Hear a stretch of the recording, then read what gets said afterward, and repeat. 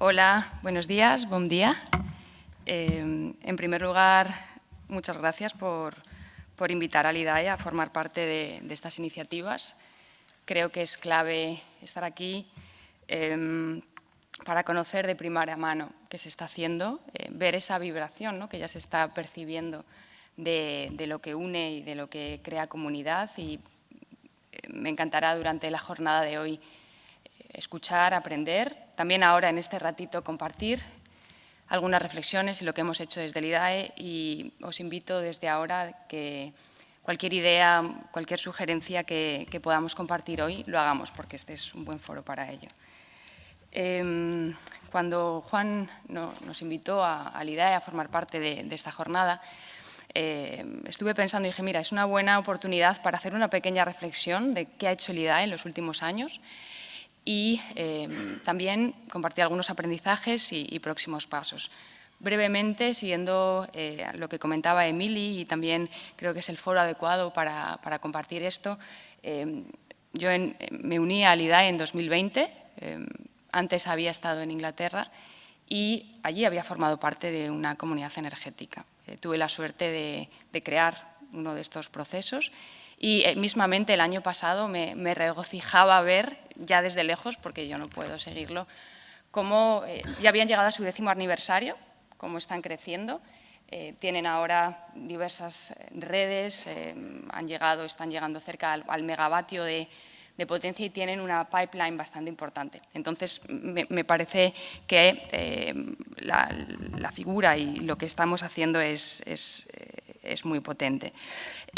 Volviendo al campo institucional, yo me uní al IDAE en 2020, trabajé en todo el plan de recuperación, transformación y resiliencia. Perdonadme, tenía una presentación, pero si queréis os lo cuento de viva voz. Fenomenal. Y ahora tengo que saber cómo pasar las slides. Fenomenal. Pues oye, esto es magia. Quería hablar de 3 cosas. Primero, qué ha hecho el IDAE en estos años, un balance, algunos aprendizajes. Después, enfocarnos a dónde queremos llegar y terminar hablando por qué queda hacer, algunas necesidades y algunos principios directores. Una de las cosas que hemos hecho, los 2 grandes pilares de lo que hemos hecho a lo largo de estos años, son, en primer lugar, un diseño de un sistema de apoyo que se ha articulado a través de principalmente un par de programas, el plan de CE Implementa, de subvenciones directas a proyectos de comunidades energéticas a través de 6 convocatorias.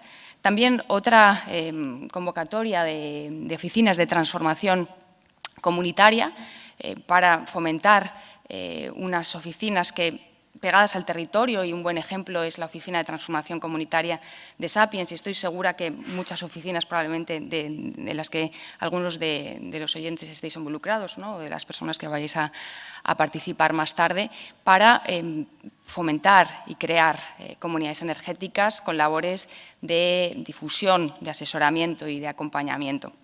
Y a todo esto se suma, por supuesto, todo lo que se ha hecho en sistemas de ayuda adicionales a nivel autonómico y a nivel regional.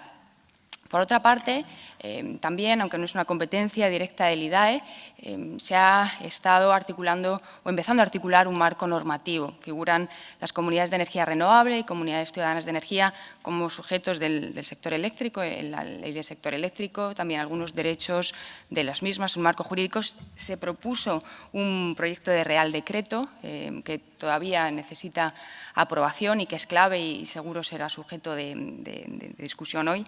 Y también otra serie de marcos habilitadores a estas figuras. Se han articulado en el campo normativo, como por ejemplo la figura del gestor de autoconsumo, el almacenamiento distribuido o el agregador independiente. Si quieres, vamos a ver un par de slides más que es donde se presenta la foto de la que empezamos a hablar del marco de ayudas del IDAE. Una slide más.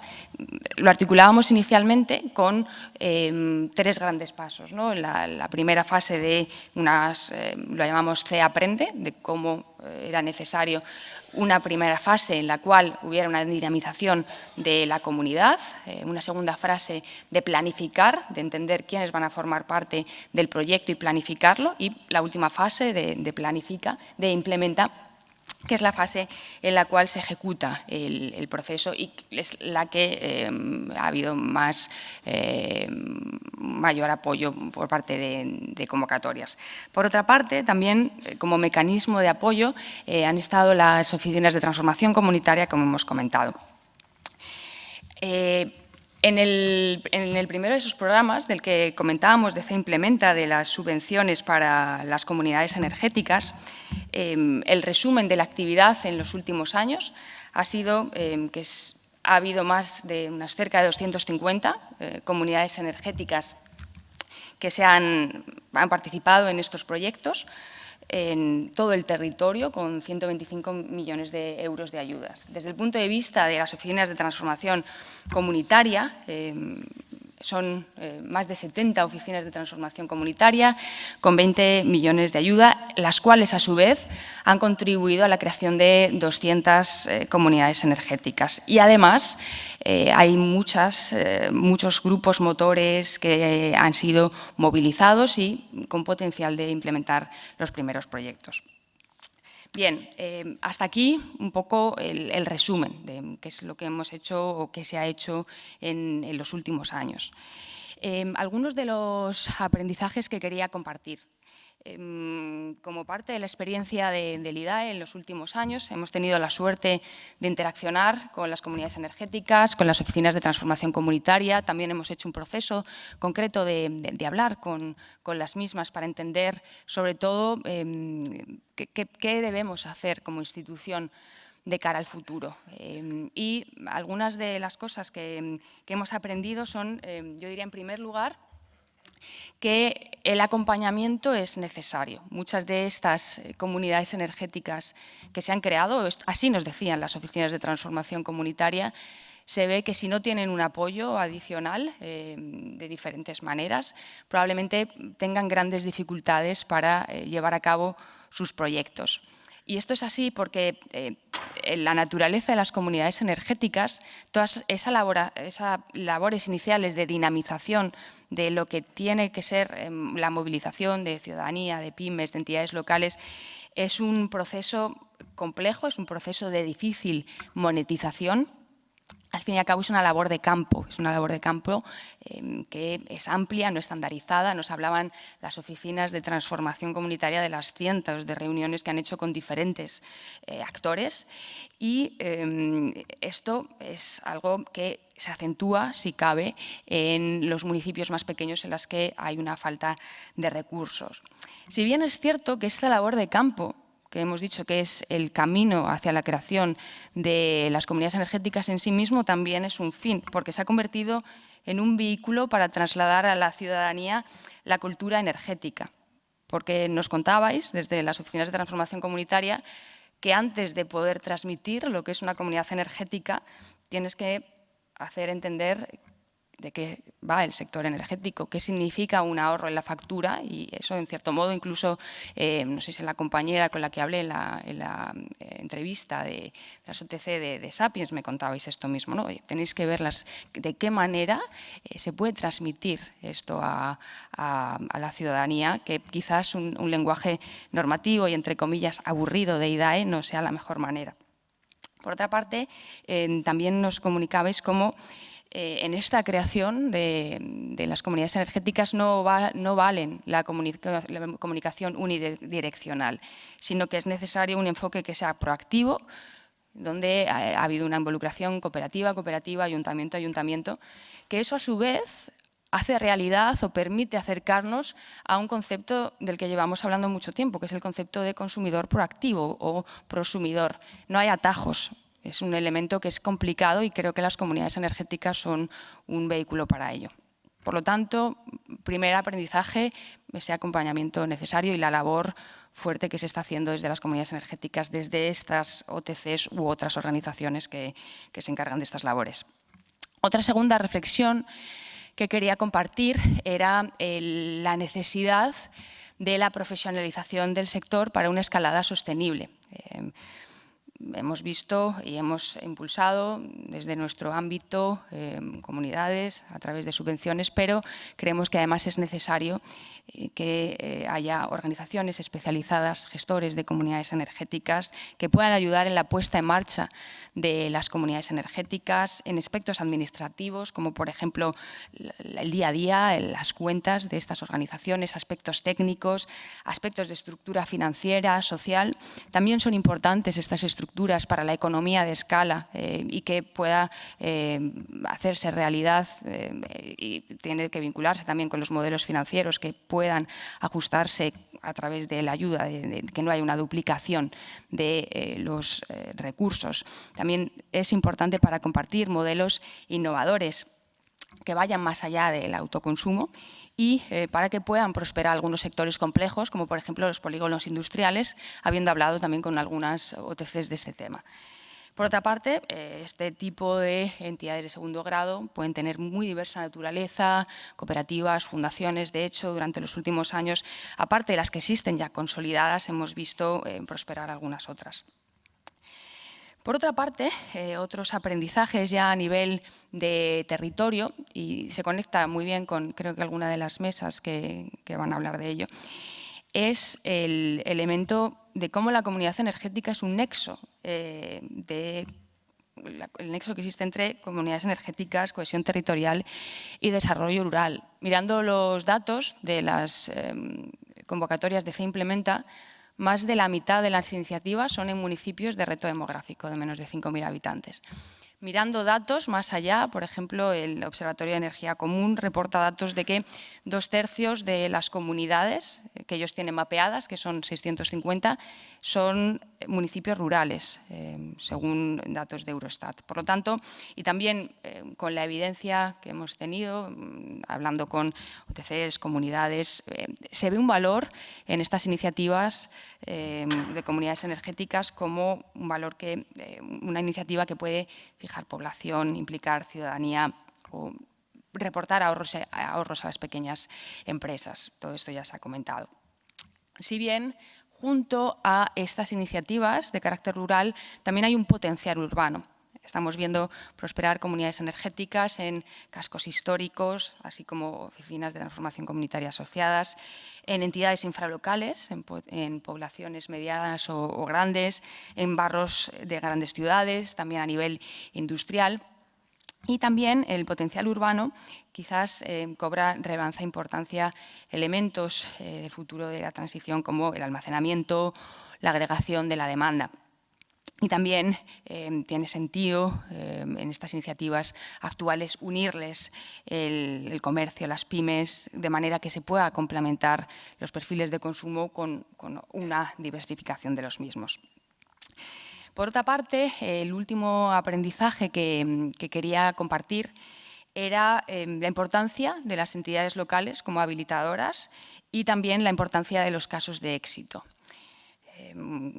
También lo hemos visto, nos lo habéis contado las oficinas de transformación comunitaria y otros actores, como los ayuntamientos son uno de los actores claves para hacer llegar a las comunidades energéticas, a la ciudadanía, a las pymes, y que actúan como un habilitador, por ejemplo, con la cesión de las cubiertas públicas, o también pueden ser un nexo con potenciales miembros que sean vulnerables o que tengan problemas de pobreza energética. A su vez, estos ayuntamientos apoyados por otras entidades locales, como son las diputaciones, comarcas u otras entidades locales.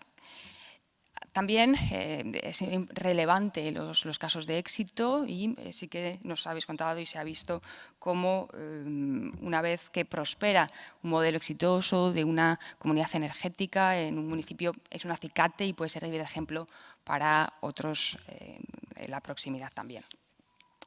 Pues bien, habiendo hablado de esa primera parte, de qué es lo que ha hecho el IDAE, algunos aprendizajes, perdonadme, he dado por abandonada la presentación, pero bueno, espero que me podáis estar siguiendo más o menos bien.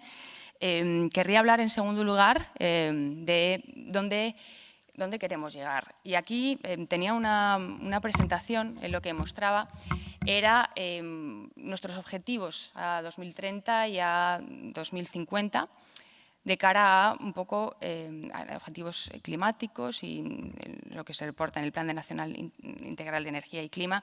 Si actualmente nos encontramos en un nivel de penetración de energía eléctrica sobre las energías totales de cerca más de la mitad y las energías renovables son un 20% sobre el mix final, nuestros objetivos de cara a 5 años son que hay una penetración de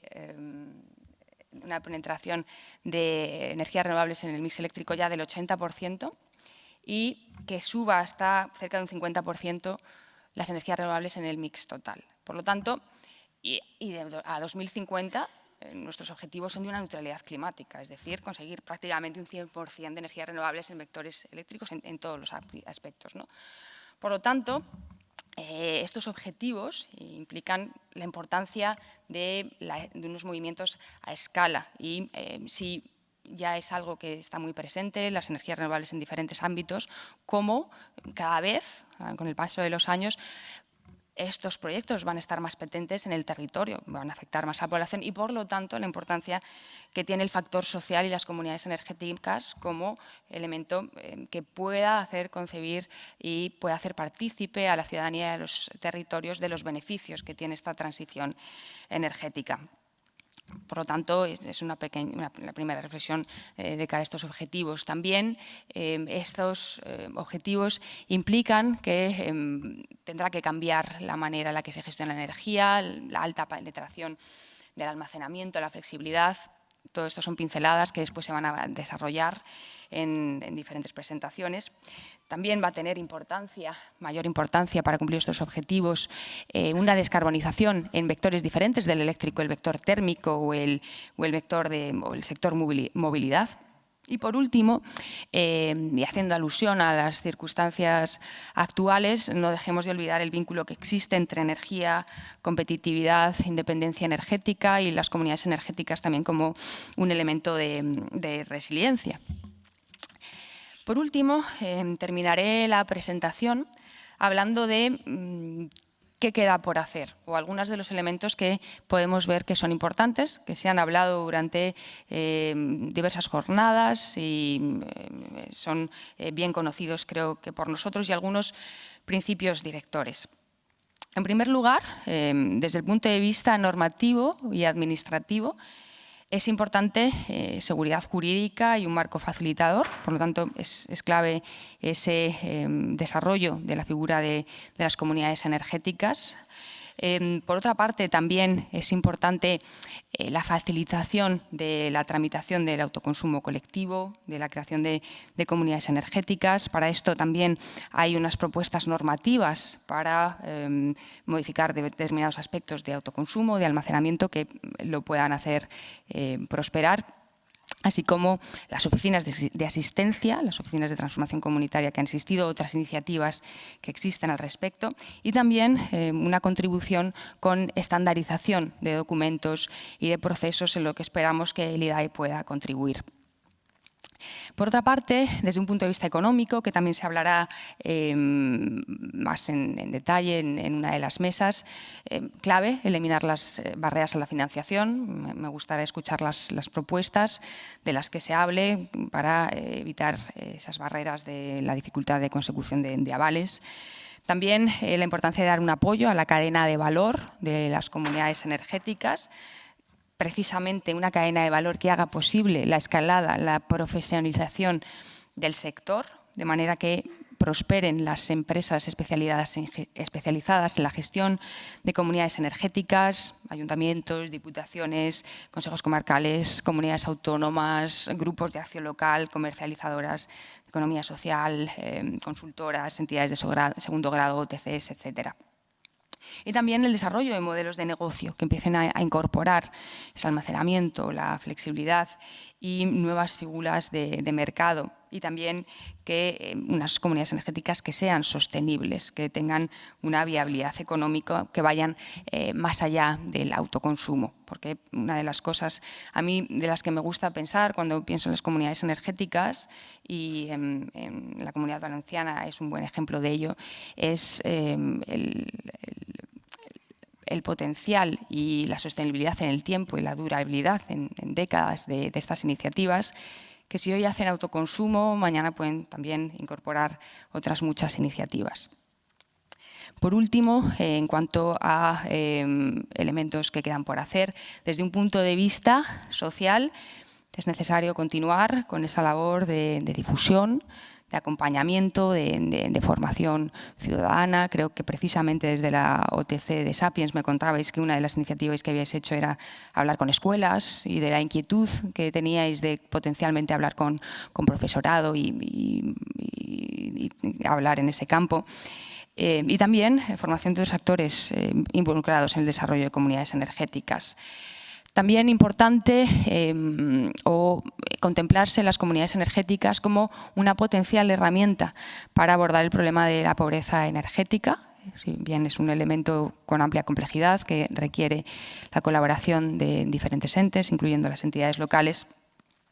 Y también la diversificación del perfil de los socios y de los miembros, y concretamente de los consejos rectores.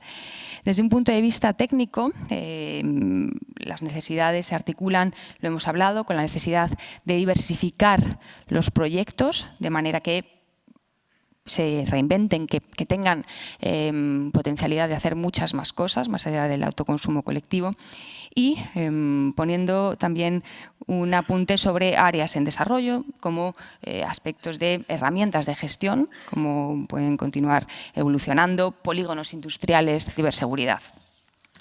Ahora sí, me gustaría terminar con un par de principios rectores que creo que son importantes para este sector. El primero de ellos es la importancia de la colaboración y la coordinación entre los diferentes actores, donde las redes son fundamentales para el desarrollo y el fortalecimiento de las comunidades energéticas, de manera que puedan inspirarse, pueda haber un aprendizaje continuo y que haya un intercambio de recursos. Y así nos gustaría hacer al IDAE con esa idea de la red de conocimientos y experiencia que vincule a las OTCs y a diferentes actores clave del sector. Y también una colaboración y una coordinación que es importante para un uso eficiente de medios. Y también la importancia de un segundo principio del control efectivo y de la autonomía de estas comunidades energéticas, de manera que la toma de decisiones real esté en manos de ciudadanos, pymes y entidades locales, de manera que esos beneficios recaigan realmente en el territorio. Muchas gracias. Espero todas las ponencias que vienen a continuación. Gracias.